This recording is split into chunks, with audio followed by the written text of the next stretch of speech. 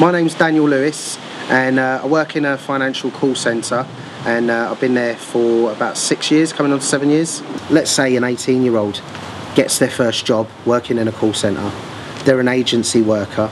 They've been there for 3 months, and in that time they've been told the whole time, you perform well, you do a good job, you'll get there. But because you're 18, you don't know that your workplace or your manager should actually tell you what your targets are on a weekly or at minimum monthly basis, be letting you know where you're up to with your targets. But they don't do that when you're an agency worker or in these outsourced companies, and you don't have the protection of policies that large companies would have. Young people are brought in because they're expected to know a lot of stuff, but they're not expected to know a lot about employment rights.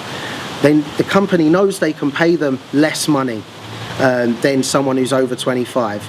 And they know for damn sure they can get rid of them a lot easier than someone who's over 25, especially if it's their first job or they've had a short string of jobs.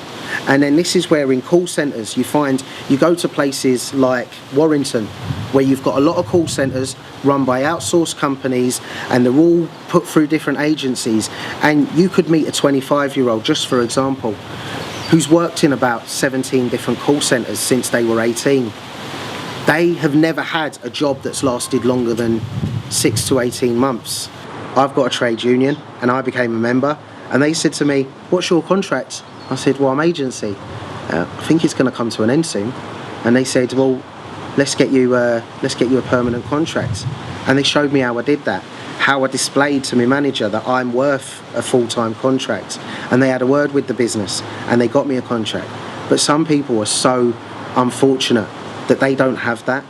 One of the big things I think as well for young people is that you're not educated about the workplace, and you're not taught that your workplace should have policies in place to protect you and the employer.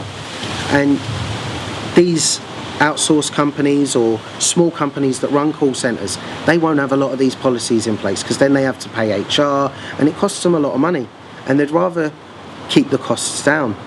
And because they don't have these policies in place, you get to a point where you go into a hearing or you're being told off for something, and there's nothing to protect you, because they can say what they want. They're the business, and you don't know otherwise, because you've not had many jobs before, you've not had any jobs before, and that's a big problem for young people. Some of the other things that I think affect young people in the workplace is their prospects for life, not just being able to progress through the workplace, but just life in general.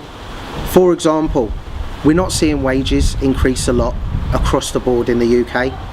When you look at them compared to the cost of living, we have a minimum wage in this country, which is now the living wage, but I call it the discrimination wage, because until you're 25, you're not getting the same wage as a 26-year-old.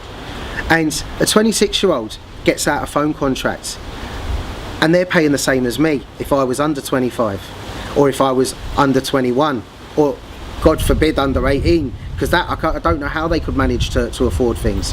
I think the government needs to do a lot more in regards to employment as a whole, not just for young people, but it will massively impact young people.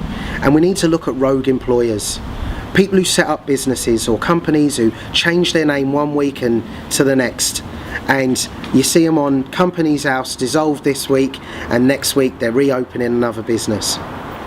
We need to be looking at what they're doing to support their employees, because at the end of the day, no business is anything without its employees, and we need to protect the employees.